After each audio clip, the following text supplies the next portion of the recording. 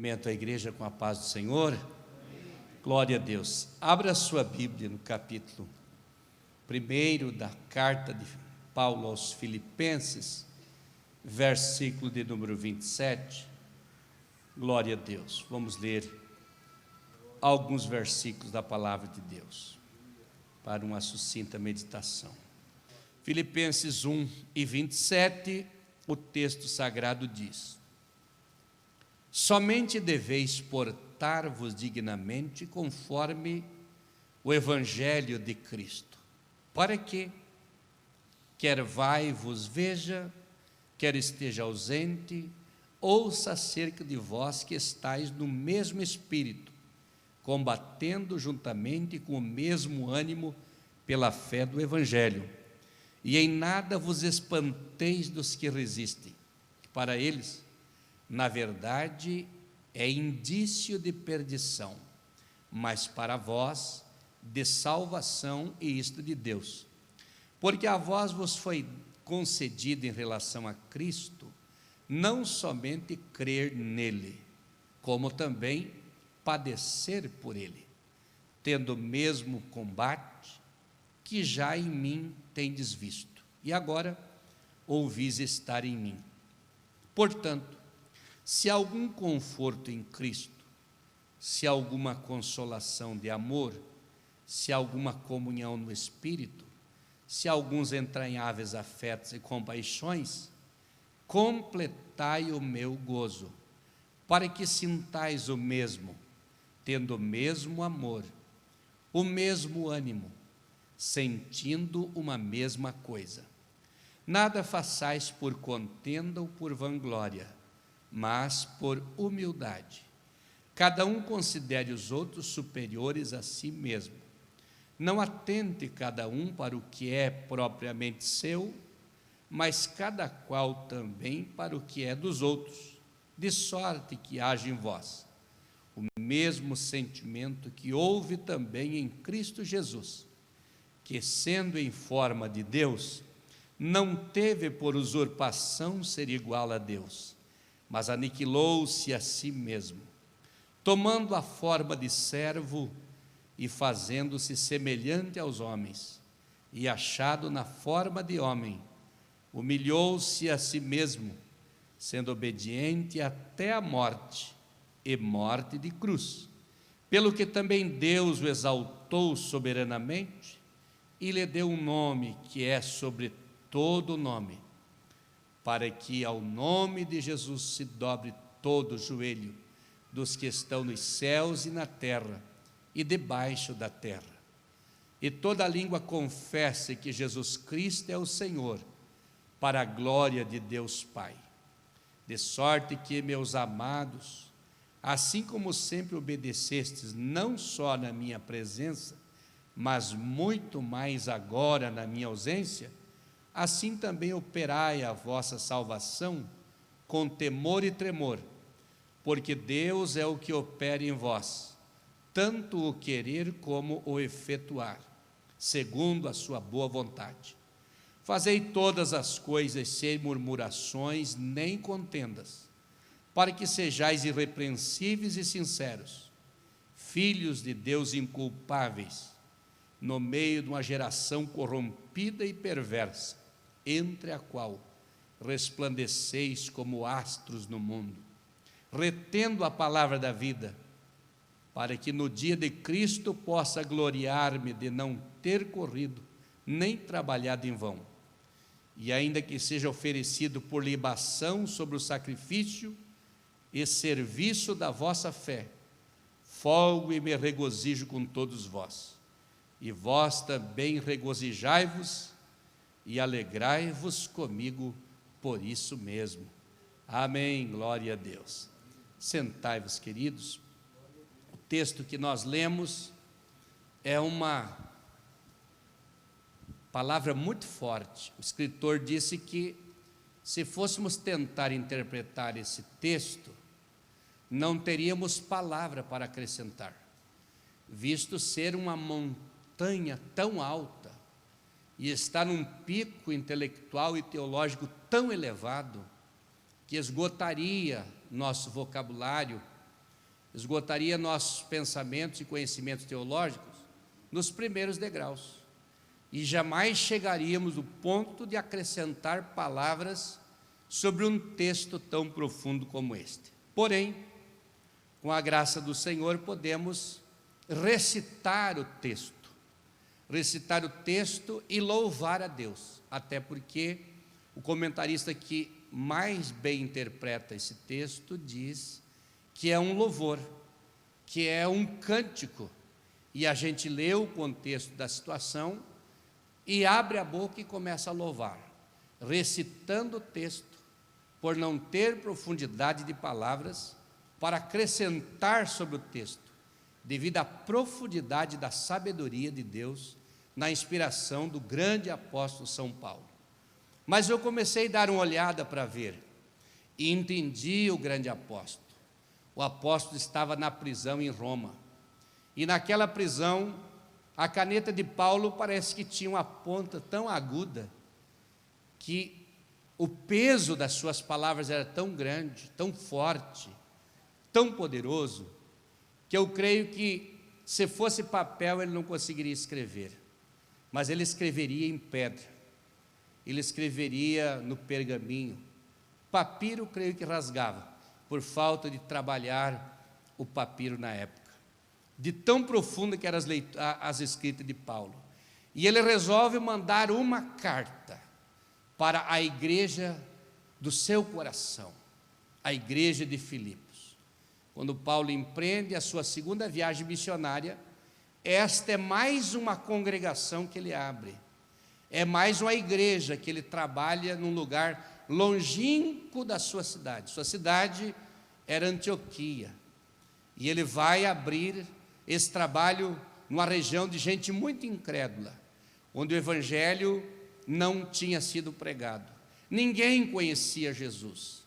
Lá na cidade de Filipos, naquele lugar onde ele desceu nas margens do rio para orar na sua viagem, cansado, com Silas, e encontrou a Lídia, vendedora de púrpura, evangelizou a irmã Lídia, e a Lídia se converteu, e convidou Paulo e Silas para irem para a sua casa, e eles foram, e a casa da irmã Lídia se transformou numa congregação na cidade de Filipos, e a partir dali gerou-se a igreja do Senhor, foi formada a igreja. Ele não tinha ido lá na sua primeira viagem missionária, foi muito curta a sua viagem, sua inexperiência, mas na segunda viagem, foi uma viagem longínqua, e ali abriu-se aquela grande congregação. Depois, na sua terceira viagem missionária, Paulo passa por ali, para lembrar da prisão do irmão Silas. Foi ali que ele teve um encontro com aquela jovem adivinha, que com os elogios satânicos tentava ludibriar Paulo para se desviar da espiritualidade, desviar o foco da sua missão e ceder ao espírito contrário.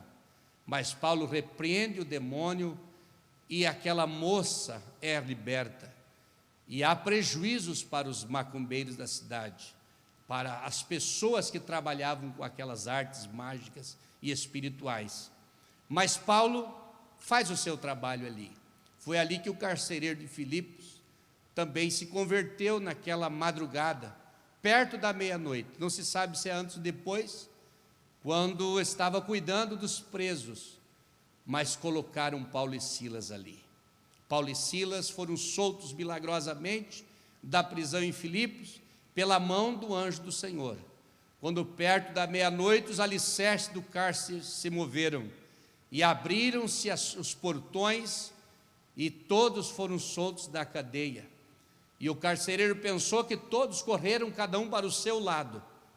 Mas Paulo, sendo um dos prisioneiros, junto com Silas, seu colega de missões, disse: não se apavore, não te faças nenhum mal, porque todos estamos aqui. E o carcereiro estava espavorido e acabou se convertendo naquela noite, lavando os vergões que ele mesmo fez ou permitiu que fosse feito em Paulo pelos açoites, e recebeu na sua casa e serviu Paulo. O grande carcereiro se converteu. da sua terceira viagem, ele passou por ali também, mas ficou ali uns 5 dias só. Mas não diz bem certo na casa de quem ficou. Ficou na região da Macedônia, porque essa região foi evangelizada depois que apareceu um varão macedônio lá atrás, na segunda viagem, dizendo: passa a Macedônia e ajuda-nos. Foi ali, na terceira viagem, ficou na região da Macedônia, mas partiu de Filipos, provavelmente, pelo menos uma noite, ele pousou em Filipos. Mas ele conduzia esta igreja nas orações, ele tinha um amor muito grande por essa igreja, e quando ele decide escrever esta epístola para a igreja de Filipos, ele começa no capítulo 1, revelando a direção, a quem iria essa carta em especialidade, ou que seriam as principais pessoas que iriam receber essa carta. Eram os líderes da igreja, presbitério, diaconato, corpo de obreiros da igreja, receberiam esta carta, mas através dele chegaria a todos os integrantes da igreja, a todos os irmãos que serviam a Deus. A intenção de Paulo era que chegasse nas mãos dos diáconos, dos líderes da igreja, para que esses, por sua vez, disseminassem para os demais. E quando ele começa a escrever, ele começa a manifestar na sua escrita o zelo que tem pela igreja, as saudades que tem pela igreja, como dói o seu coração por estar longe da igreja. Paulo não está reclamando de estar preso, ele está manifestando na sua escrita o amor que ele tem pela igreja. Dou graças a Deus, todas as vezes que me lembro de vós, sempre me lembro de vocês das minhas orações, e agradeço pela vossa cooperação no Evangelho, pelas ofertas que os irmãos de Filipe mandavam para dar alguma coisa diferente para Paulo comer na prisão. Depois diz: olha, vocês não se preocupem, tenho por certo isso mesmo, que aquele que em vós começou a boa obra, aperfeiçoará até o dia de Jesus Cristo. Não se apavore se você ainda não recebeu libertação dos teus defeitos, vai lutando com os defeitos mesmos, alguns têm uns, outros têm outros, vai lutando. Aquele que começou a boa obra aperfeiçoará. Você está no caminho da perfeição, você está no caminho da doma, do traquejamento, e enquanto você vai andando, Deus vai trabalhando na tua vida, Deus vai modificando a sua vida, Ele aperfeiçoará até o dia de Jesus Cristo. Mas eu tenho por justo sentir isso de todos vós, disse ele, porque retenho no meu coração, pois todos vós fostes participantes da minha graça. Em outras palavras, quando eu estive aí, olhando por uma visão mais hermenêutica, quando estive ali, todos vocês participaram, os cultos foram uma bênção, a graça de Deus se manifestou na minha vida, vocês tiveram encontros com Deus, fiquem firmes, Deus é testemunha da saudade que tenho de vós todos, e os entranhável afeição que tenho de Jesus Cristo por vós. Peço pelo vosso amor, peço pela vossa paz. Ele vai falando no capítulo 1, para que vocês aprovem as coisas excelentes, não se misturem com as coisas que não prestam, mas se apeguem às coisas que são boas, para que sejam cheios de frutos do Espírito, frutos de justiça, frutos que produzam para o reino, para a glória e o louvor de Deus, para a glória de Jesus Cristo e o louvor de Deus. Depois do versículo 12 em diante, ele passa, veja só, a direção era falar com a igreja das suas saudades, da introdução da sua carta. Do versículo 12 em diante, ele fala da sua prisão em Roma. Como foi a sua prisão em Roma? Quero, irmãos, que saibais que as coisas que me aconteceram contribuíram para o proveito do Evangelho. Em outras palavras, a prisão que foi humilhante, os açoites que foram humilhantes para a minha vida, ser trazido para Roma, por gente estranha, estar aqui no meio de outros presidiários, quem sabe quantos bandidos estavam presos ali junto com Paulo.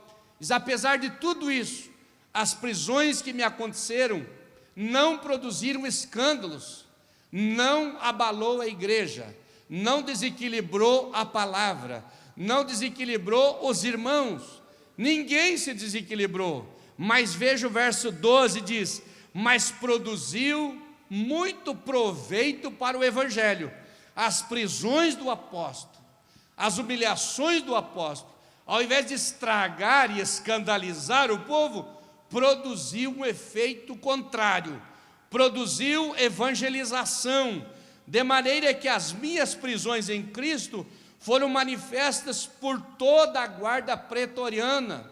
Em outras palavras, até mesmo os guardas do pretório, os guardas do imperador, as cabanas que estão mais ao redor do palácio, onde estão ali os líderes, os generais, os chefes do exército, até a pessoa deles chegou a palavra e foi reconhecida por todos e pela guarda pretoriana.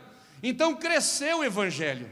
Daí a gente lembra de partes da história que a gente leu de Paulo, que cada pessoa que ia cuidar de Paulo preso, porque o presidiário era amarrado no soldado que cuidava, era 2 de cada lado, 1 de cada lado, dependendo o perigo do preso, era o número de soldados amarrado, 2 ou 4 sempre. Eles amarravam, dali 3 dias lá trocar de guardas, de soldados, estavam todos convertidos, amarravam outros, estavam convertidos. Tinha que mudar o Paulo de cadeia, ou de cubículo, porque se convertia as pessoas. E Paulo foi ganhando todos os membros da casa de César, os funcionários, os soldados, e foi ganhando. E um dia, ele na sua carta, ele disse: olha, vos saúdam todos os irmãos, inclusive os da casa de César. César Augusto. Quem era César Augusto? O imperador romano. Até os irmãos da casa de César. Quem foi que ganhou para Jesus? Foi um presidiário crente, convertido, que não foi preso por mau comportamento, mas foi preso por ser um servo de Deus, um pregador do evangelho, um missionário, um homem de propósito com Deus.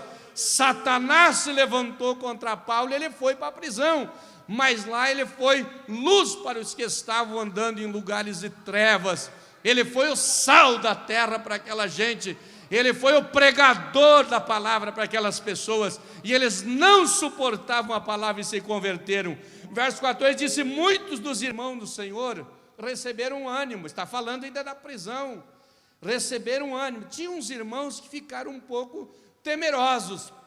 Se Paulo foi preso, se Paulo está encarcerado, quem somos nós? Seremos encarcerados também, estaremos presos e não vai muitos dias. Então vamos parar de pregar, vamos esconder a Bíblia se fosse hoje, mas na época era outro tipo de livros, pergaminhos e tal, papiros. Vamos esconder os livros e não vamos mais pregar, não vamos nem contar que nós fizemos parte da igreja do Paulo, do evangelho de Paulo, do evangelho que prega Cristo, que Paulo prega. Vamos ficar mais reservados.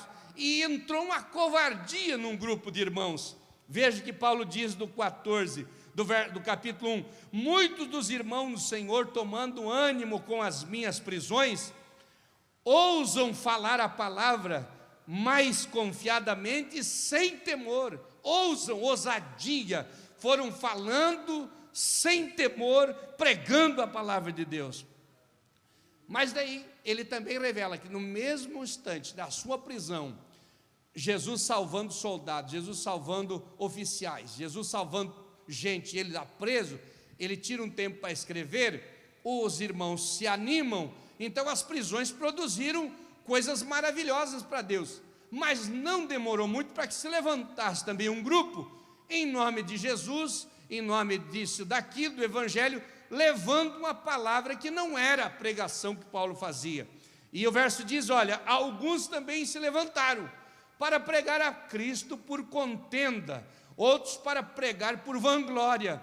Mas ele disse: não importa, contanto que Cristo seja anunciado, ou por contenda ou por vanglória, o evangelho está sendo anunciado, mesmo que a intenção deles seja má, mas eles estão pronunciando o evangelho. E Deus não tem responsabilidade com pessoas que têm a vida assim, mas Ele tem responsabilidade com a sua palavra, glória a Deus. E acabou então testificando ainda do fruto que deu até essas pessoas. Mas ele vai mais à frente, dando testemunho dessas pessoas e orientando os irmãos. Olha, vou passar também a expectativa do meu ministério. Eu tenho expectativa como cristão de sair daqui e servir a Deus, ou sendo para ser morto ou para ficar vivo na prisão, eu vou sair daqui com a vida nas mãos de Deus. Verso 19: eu sei que disto me resultará salvação pela vossa oração e pelo socorro do Espírito de Jesus Cristo. Segundo a minha intensa expectativa dele, pessoal, e esperança, em nada eu serei confundido. Antes, com toda a confiança, Cristo será, tanto agora como sempre, engrandecido no meu corpo, seja pela vida ou seja pela morte. Eu tenho expectativa que Deus será glorificado por mim, ou pela vida ou pela morte. Depois disso, olha, é o seguinte, tem mais uma coisa que quero falar. Para mim o viver é Cristo, mas o morrer para mim é ganho. E tem mais uma: se eu viver na carne, me der fruto na minha obra, não sei o que devo escolher, porque é muito melhor eu morrer e estar com Cristo, porque lá é muito melhor. Mas se for por amor de vós e para fruto da congregação, então prefiro ficar vivo mais um pouco de tempo, para que a vossa glória aumente em mim e Jesus Cristo seja glorificado pela minha nova ida a vós. Porque ele pensou que voltaria lá. Depois do versículo 27 em diante, só recapitulando para os irmãos verem como você, passando esses textos, sem acrescentar nada, mas dando uma compreensão clara do texto, fica mais fácil de nós entender. Glória a Deus. Somente vocês devem se portar no Evangelho de Cristo, dignamente conforme o Evangelho de Cristo, para que vos veja, quer esteja ausente o espírito presente ou não, vocês estejam combatendo no mesmo ânimo, na mesma fé no Evangelho. Vocês andem fielmente, vocês vivam a fé no Evangelho, vocês combatam unidos, e não se espante, o verso 28, e não se espante dos que resistem, dos teimosos, dos briguentos, dos problemáticos. Tinha muita gente que rodeava aquelas cadeias internas ou externas, mas também serve para nós. Sabe por quê? Ainda no verso 28, e em nada vos espantei dos que resistem, porque na verdade é indício de perdição. Já estão caminhando em direção ao abismo. As atitudes que tomaram, o comportamento que têm, o testemunho que dão, está dizendo que é indício de perdição.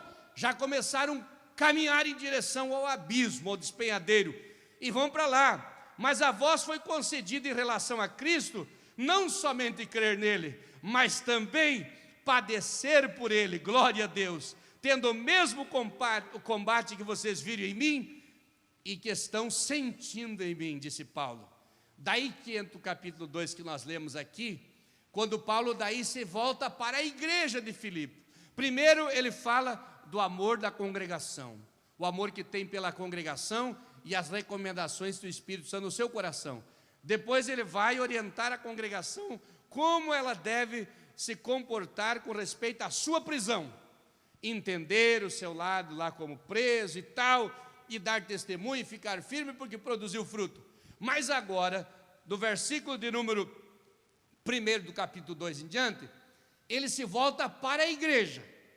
Daí ele quer instruir a igreja de Filipos. Ele diz: portanto, meus amados irmãos, se há algum conforto em Cristo, se há alguma consolação de amor, se há alguma comunhão do Espírito, se há algum entranháveis afetos e compaixões, daí entra lá o capítulo 4 e versículo 8, que ele diz, olha, deixa eu ler aqui porque confirma com o versículo 2, 4 e 8, tudo que é verdadeiro, tudo que é honesto, tudo que é justo, tudo que é de boa fama, tudo que é puro, tudo que há virtude, se há alguma virtude, se há algum louvor, nisso pensai. E dele quer dizer para a congregação no verso 1 do capítulo 2, qual é o vosso propósito? Existe alguma coisa boa para se firmar? Existe. A igreja está firme, a igreja não se abala, a igreja ora, a igreja ama, a igreja tem afeto com os seus irmãos, a igreja tem comunhão, a igreja tem consolação, a igreja tem conforto. Pense nisso, se una com a igreja. Daí vem o verso 2, completai o meu gozo para que sintais o mesmo. Quer dizer, há um projeto para a igreja, se una ao projeto, completai o meu gozo, disse Paulo, para que vocês sintam o mesmo.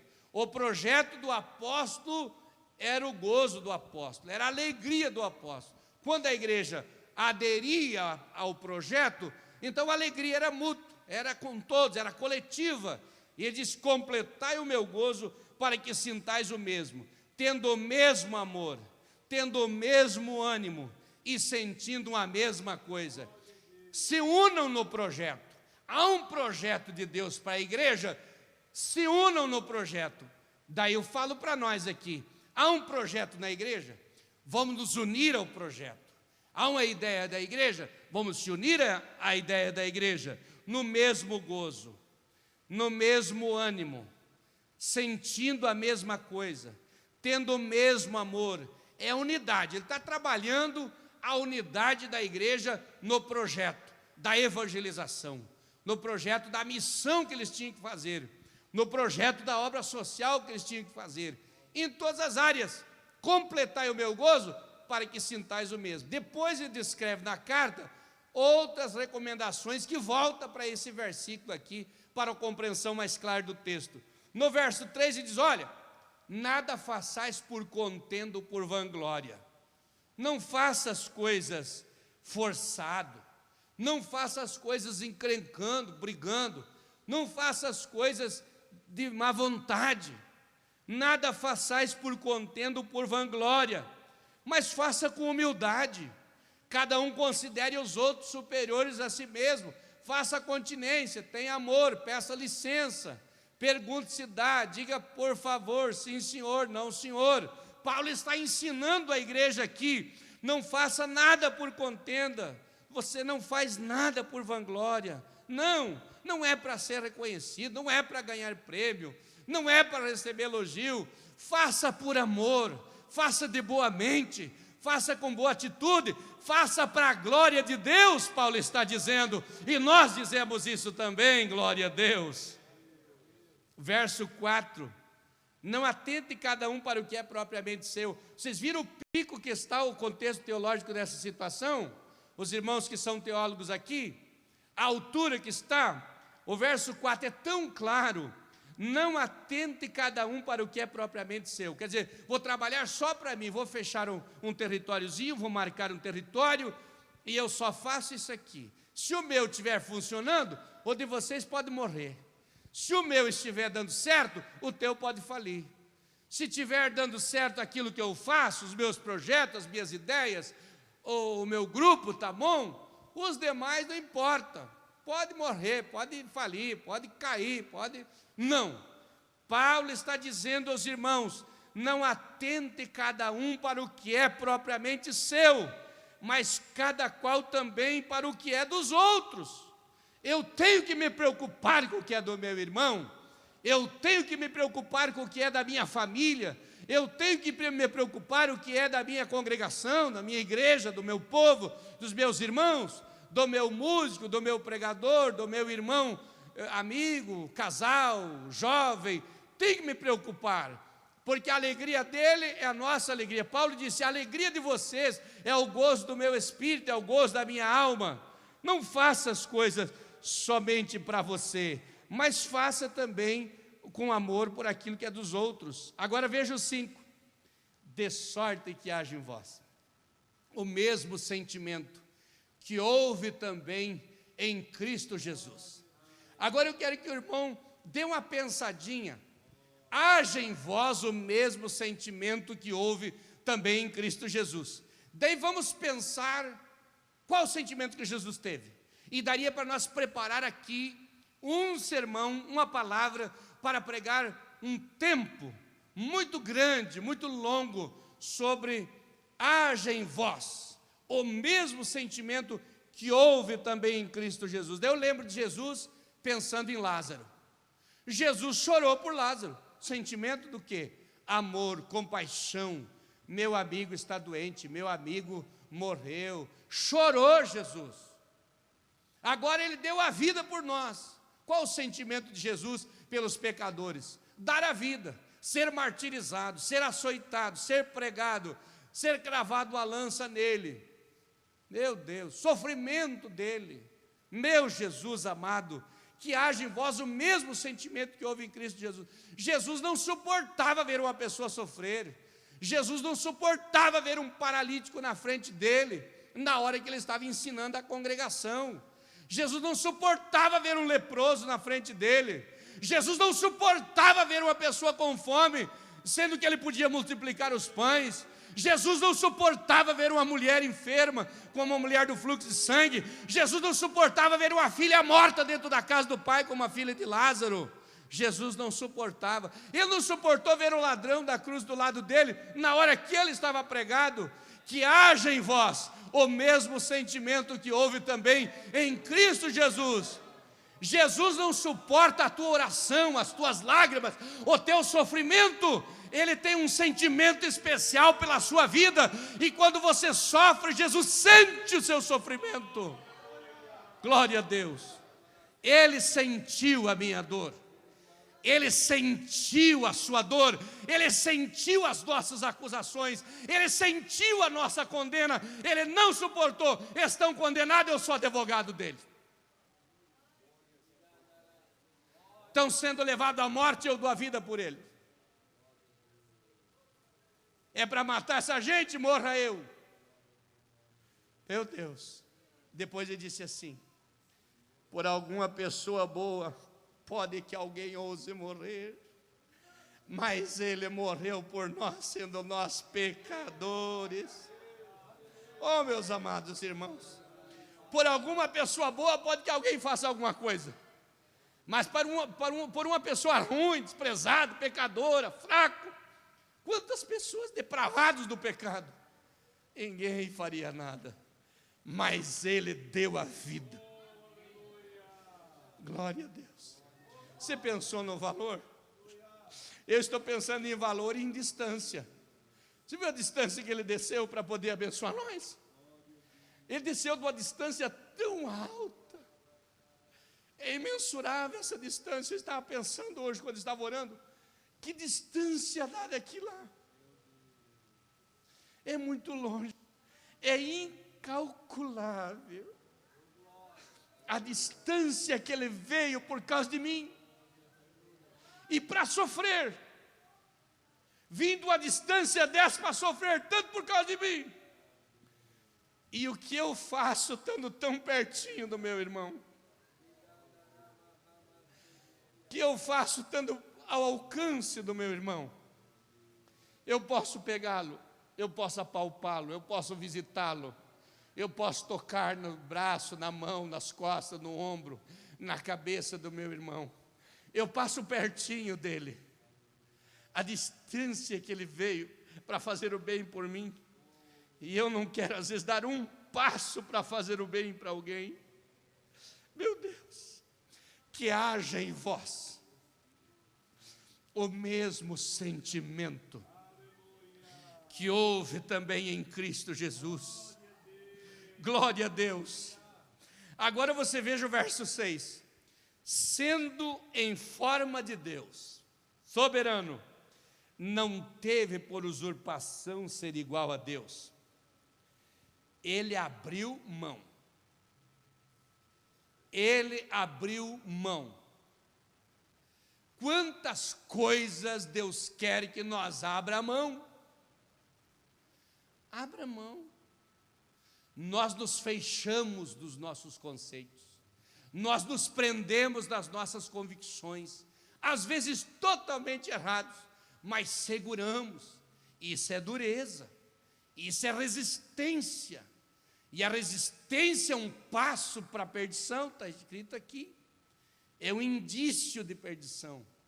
Jesus está dizendo, em forma de Deus não teve, Paulo está dizendo, não teve por usurpação ser igual a Deus.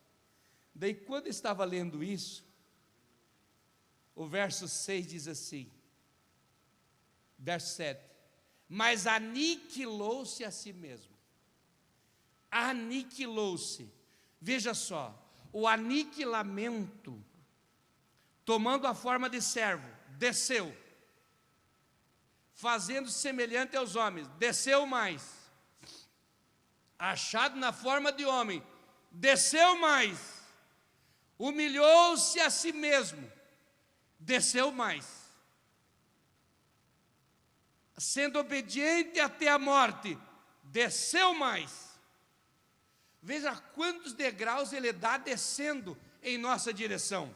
Primeiro, aniquilou-se, diminuiu, ficou aniquilado, tomou a forma de servo, se fez semelhante aos homens, foi achado na forma de homem, humilhou-se a si mesmo, escravo, sendo obediente, ainda escravo, até a morte. Então ele desce até a morte.